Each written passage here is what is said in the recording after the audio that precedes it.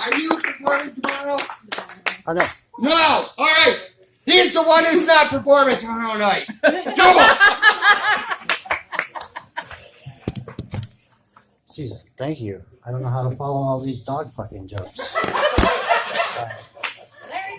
I have 2 dogs. They do act like they want you to fuck them all the time.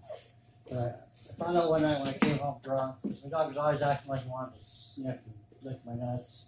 I came home once, because he was always, every time I told him, he's like, And I came home once, and I'm kind of like drunk. She's acting like he usually acts. I'm like, all right, go ahead. So I pull my nuts out. He just looks at me like, what the fuck, dude? Just checking where you've been and stuff. We humans think of this shit. And we don't. It's all the little actions. Like one of my dogs likes to do this all the time. Look back at you. I guess this guy's in prime bill got the wrong idea. What to say? Gosh. I really didn't want to go this way. But